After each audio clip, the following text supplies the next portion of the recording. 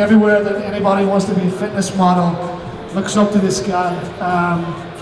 So I don't know how else to introduce him, ladies and gentlemen, the #1 fitness model, fitness athlete in the world, Greg Plitt.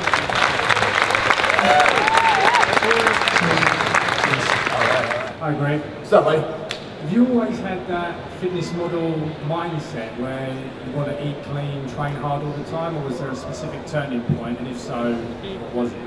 Yeah, I mean, you claim a fitness model mindset. I hope I don't have that, because the majority of the fitness models I know are, pretty dull in nature. They don't have much going on top of their head, and they pursue this industry because it's easy. All they have to do is train. The problem, so you guys know, the problem with the fitness modeling world, and I'm calling out a profession I'm part of, but again, I'm going to be honest with you guys, is that there's no real talent. And whenever you're in a profession where there's no real talent, what ensues is a lot of BS, a lot of drama, a lot of shit talking. And it's very negative. When I say there's no real talent, to go to the gym and transform your body is called hard work.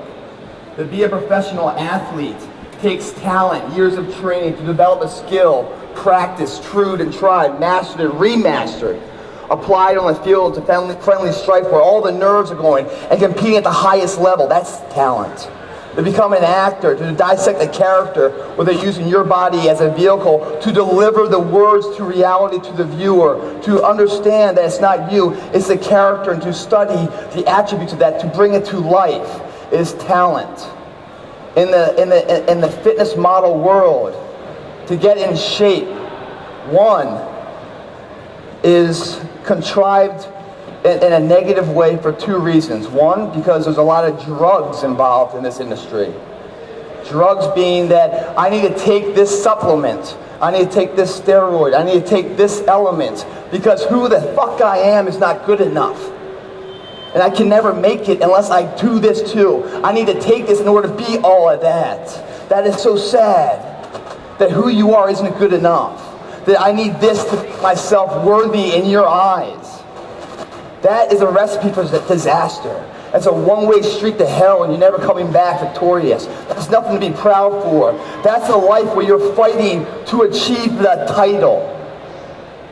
The problem with achieving a title is that title will not get you the next title.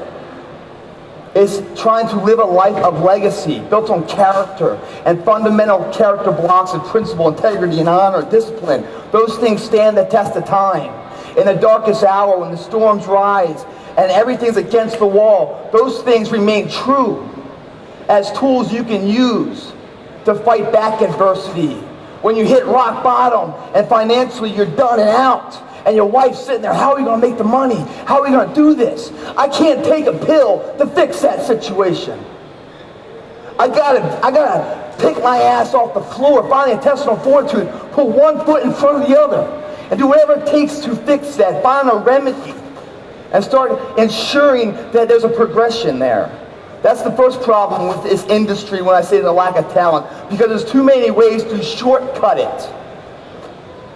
To look all of that in front of somebody else, but when you look in the mirror, you see your faults. The other problem is something called Photoshop, where you don't even need to be that in shape. I've seen buddies of mine that are on covers and stuff, and dude, it's like a 15-pack. I've never seen such shit, It's like unbelievable. And what does that really do, guys? Is a disservice to everybody. Because you're buying this magazine for inspiration, right? You want to look like this guy on the cover. He works hard, I'm sure he does, but he got some help they don't tell you about. So you buy this cover, this magazine, saying, you know what, here's the workouts. 8 minutes a day to the perfect body. What the fuck is that? What do you do for 8 minutes that does anything? You're basically saying there's a short-term fix to a long-term situation. No, there's no quick fix for a long-term anything in life, guys. But this thing, they don't tell you that. They're trying to sell the magazine. So they will falsify it. They will build it up to adhere to your lethargic nature. Because you don't want to put the work in, the sweat equity. You wanted it yesterday. You don't want to go through the payments of sweat, blood, and tears to achieve something that stands the test of time, that you're proud of, that you've earned every inch of. That's something that builds character, that will override adversity. No, this magazine is selling to your weak nature that, hey, you can have abs, and if you buy our magazine, you'll have them faster than anybody else. No, it won't. So it gives you this workout, and you say, if I do this workout, I'll look like this guy, right? So you start doing this workout the workout's designed not to build abs, but to sell the magazine. The issue with that, the problem with that is that you don't realize that. So you give it all you got. You give it a Vatican effort to do this workout, tried and true, the best you can, but at the very end of it all, you still don't have the physique as that cover guy. And what happens?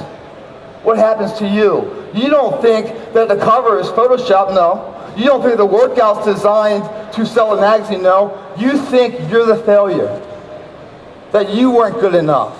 This workout worked for him, but it didn't work for you. Do you guys get what I'm getting at?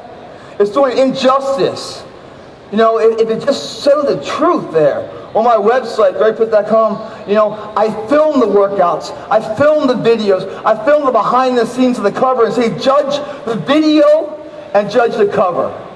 Same person. That's who I am. That's who I'll always be. In victory, I'll be the same person. In defeat, I'll be the same person. In adversity, I'll be the same person. If I'm talking to the President of the United States, I'm going to talk the same way I'm talking to this bum on the street, because my character is unyielding. The fitness mentality I am not part of. I am part of bettering myself. I am part of going to the gym. The non-subjective nature of the gym, where no one can give it to you. You can't go to Walmart and buy a body. You've got to earn that. I love that. And in the gym, you got to earn every single step. And oh, by the way, the more you put in, the more you get back. I like that. Non-subjective. In society, very subjective.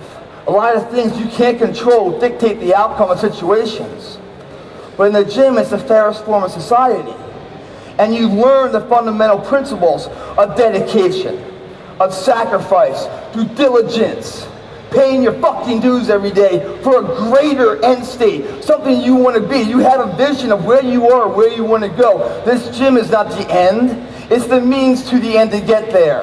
I'm willing to sacrifice and put all my effort into it because I believe in the cause of where it's going. And at the very end of it all, I've transformed myself from A to B, and I look great in the mirror, unphotoshopped. But the best part about it, I just did something where I applied work to a situation and saw a result. That's something I can build on, not just in the theater of the gym, but in every theater of life. From corporate America to from mailroom to CEO.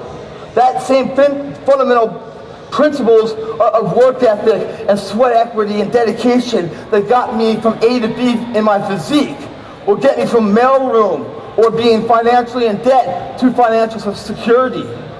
It'll get me to be a good husband to my wife, or a good brother to my family, a good father to my kid. You know, it'll be a role model where when the words you speak are met with passion, they're not spoken hollowly, they're backed up with action. Now that's somebody, a principle that I like to befriend. That's someone I like to live. A life that leaves footprints behind you of inspiration for others to follow and join you in that journey. They say champions come in pairs of two because they battle themselves into perfection. When you start doing something and others are following you and doing it too, you're feeding up their motivation to feed up your motivation. Collectively, the sums are greater than the parts. So, you know, my philosophy and how I was, man, and my mentality has always been like, you know, I wasn't a kid that went out to Hollywood and went to the gym, said I'm going to start lifting weight and I'm going to get in shape to get a cover, man. No, man. My dad was, you know, an athlete. My granddad was a professional in 2 sports. I came out of the womb with like a stick and a ball in my hand. I started working, you know, always competing, playing hockey at age 3. My dad came home one day in the summer, man, and he goes, hey man, how's that schoolwork doing? You know, you gotta read all this supplementary reading, these books for the next entry level of grade school. I go, you know, I don't have time for that. The sun's still up, I wanna play ball. And he's like, no, man, you can't do that. And this is how the fitness world started for me. My dad goes, I need to tell you what, your mind will get you further than your body in life. That's the kind of father I had. Total support figure. Had my back. When I failed, when I succeeded, always had my back, right? So he's telling me, he's like, your mind will get you there, your body won't. So if you want to play ball, not a problem, I love that. But I want you to study first. So here's our deal. You're going to do a half an hour of reading every night, or you're going to go outside, do 300 push-ups, and swim 200 laps in the pool. In defiance, who I was as a young kid, I go, I'll take the workout, and go fuck yourself, Daddy, I don't need you. I'm going to take the workout. So I did the workout, I did it for weeks. And then my dad realized that his little gamble, which he thought was such an easy choice, half an hour as opposed to all this workout, didn't work. So he upped the ante. Now all of a sudden it's 400 push-ups, 1,000 sit-ups, and 500 laps. I continue to do the workout. And what I noticed at a very early age is that hard work pays off. I wasn't in the mirror flexing and bulging biceps or any of that stuff. No, but when I was playing ball, I was faster. I was quicker. I saw the reward of hard work in the gym. So therefore I knew that if I did this, honestly, it improved my chance of success in this field. That at an early age set me up for success, and that was the mentality throughout my life. When I went to West Point, when I was in the military, when I was in the Army Rangers, all of that stuff. When I went to the Ranger School, it's like special ops in America, and I went in there like 220, best shape of my life. 2 weeks into that program, I was about 190 pounds. Everybody was done, physically. What kept us going for 70 days straight with no food, no sleep. The mission started at 5 a.m. and ended at 6 a.m. the next day. And then back to the next one, trucking 120 miles a day, up and down mountains, jumping out of planes, no food, in piss rain, waking up with snow all over you. What keeps you going is the mindset. That's the greatest thing you learn in the gym, man. That's the real mentality.